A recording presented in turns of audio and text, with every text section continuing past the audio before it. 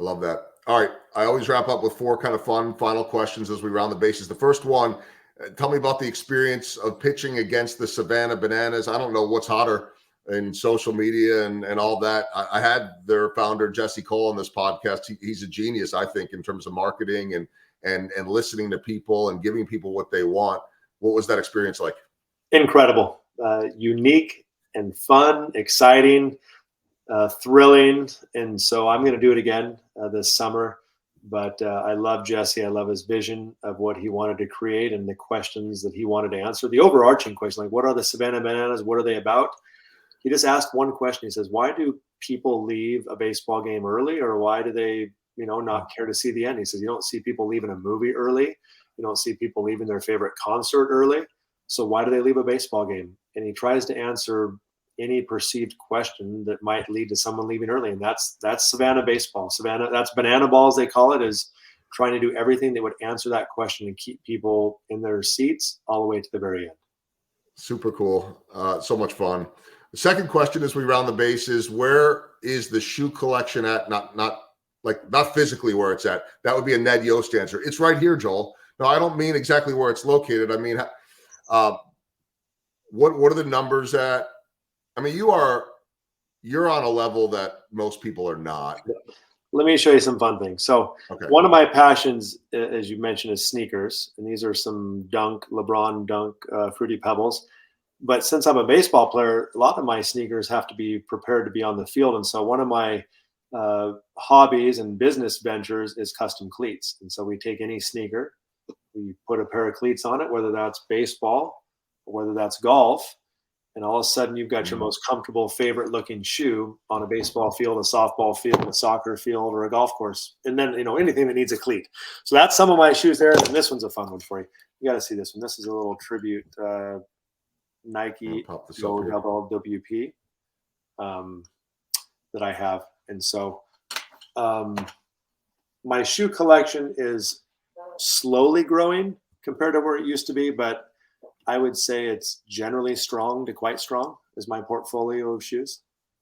Like hundreds, right? Hundreds, yeah. In the 400 range, which is probably down from, the high in the market was probably around 700 pairs. But you give some away. People ask if they can buy a pair. You kind of mix and match. I do a lot of trades. It's kind of like, I don't know, like Seinfeld with his car collection. I don't know if he's going out and driving every single one of them. I mean, some of them never leave the shelf, right? No, that's right. These are, that's got 0 miles on it. Yeah. Just real quick follow-up. How did you get hooked on that? Shoes? Yeah, I mean, that was certainly in full swing when you were playing here. Yeah.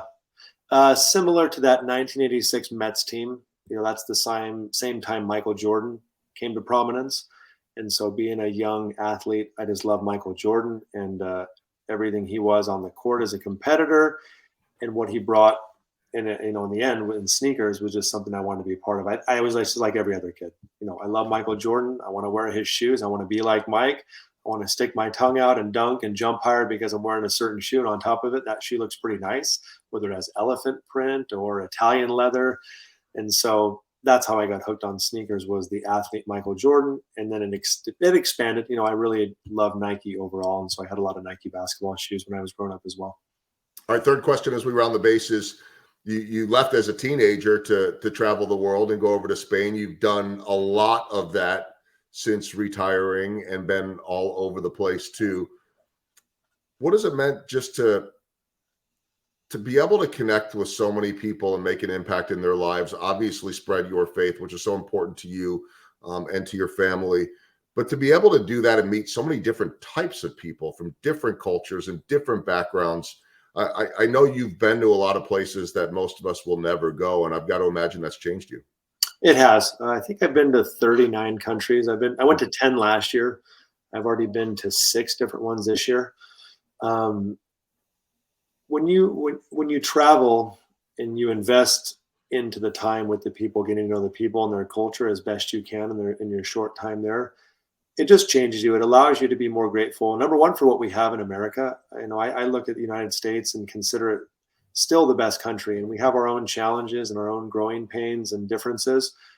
But it's finding the common ground and having a greater purpose that can bring and unify a country together. And we've had that in the past, and I hope that will continue and improve where it needs to in our country and in the entire world.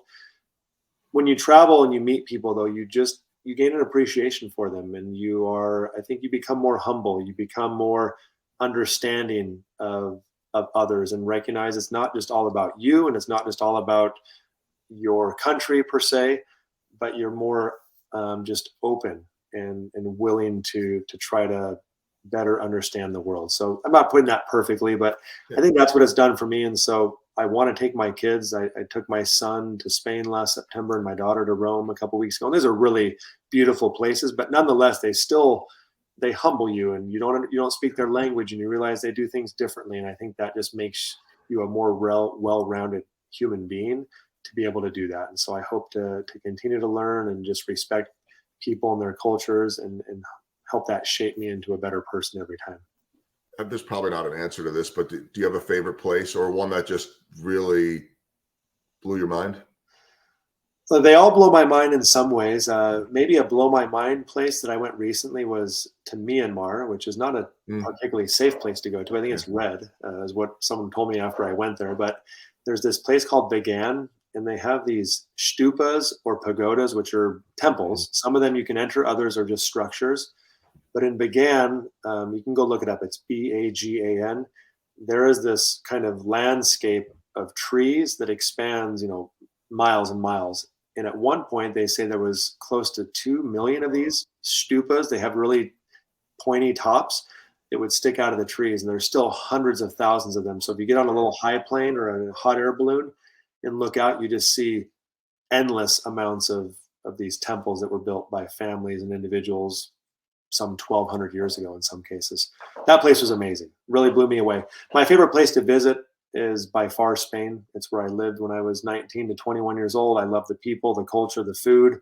It's 7 countries in one. You go to the north, it's completely different than the central, which is different than the east and the south, and so on and so forth. Spain is amazing, and I love to take people there. I design little mini tours for people who ask, and I hope to actually be a tour guide in some fashion in Spain moving forward. So look for a Jeremy Guthrie Spain tour someday. All right. The Goldbergs may be hitting you up on that one, because that is been to France, been to England, been to Netherlands, have not been. Italy and Spain are kind of next on my list that I'd really love to go to. So we'll have plenty of time to talk on that. Here's the walk-off question. It's a really simple one. What do you think about this current group of Royals? I'm sure everybody's going to start asking you that now. Yeah, they're exciting. They really are.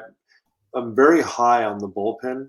They were really impressive. What a bunch of high caliber arms they have, with some depth too. I mean, they just optioned Josh Staumont down to AAA, and to have that luxury of him coming up whenever he is needed, which I presume will be sooner than later. But the bullpen is strong. The rotation has every ability in the world to pitch great. Last year, I expected much more out of the rotation than what they gave us, but that doesn't take anything away from them. I think they've all worked very hard. They come in prepared. They have great leadership with Zach back, and I think the pitching kind of staff, coaches, if you will, is going to make that an even bigger strength. And then when it comes offensively, I mean, we saw what they did in spring, and if you didn't see it, get ready to see it. But 1 through 9, you had almost everyone batting over 300. I know it's spring training, but you still have to see a ball and hit a ball. And the approaches are there, whether it's a Kyle Isbell just constantly driving the ball to left center, up the middle with just really good bat path.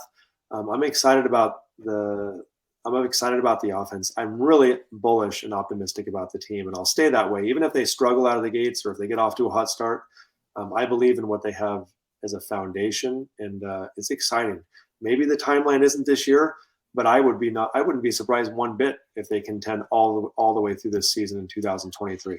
I would not count them out for that, and so that's what I'm hoping for. I'm so excited, and people always ask me all the time, as early as December and January, are you getting ready for the season? Now, this is different than an athlete, understandably, but I always say no. I'll be ready when it's time, because you learn over time that you need to get away from it, and now we get to this point, and it's like, I mean, you and I are recording this just a few days before opening day. I'm chomping at the bit for the excitement of this young group, for the coaching staff, which is officially now all younger than me. It's the first time I've ever worked with a coaching staff where I'm older than all of them. That's a little bit scary, but that's okay. And I'm genuinely excited to work with you, to work with Mike Sweeney. And it's just a cool thing to be able to see a guy that I covered as an athlete now being one of my teammates. And so I'm really excited about that. I'm really pumped to have you join our team. And thanks for spending a little time. You know, if you big leagued me on this podcast, we were going to have issues, but I knew you Yeah, no, I would never do that to you. Listen, I'm just going to take Ryan Lefebvre's advice, and I can't recall exactly who gave him the advice. Maybe it was his dad, maybe it was a partner, but just go out there in the broadcast and don't suck. That's kind of the advice. That sounds like Lefebvre's advice right there. Today. So I think there's a couple days I've sucked, but I'm going to try not to suck and really, just learn. It's so fun. Broadcasting is extremely challenging. I don't think I'm particularly good at it, but I'm willing to try to get better. Yeah. And it's going to be fun to follow an amazing team for a great organization and see what we can do. We just want to promote the guys, promote the player, promote the game, and have a good time on each broadcast. There are no 6+ ERAs in broadcasting, and so that's the beautiful thing of that. The worst of days are never that bad, and the game is a lot easier from up above. And I'm excited to be able to be teammates with you. And I will not ever tell you don't suck. I'm not as mean. But Ryan, he's old.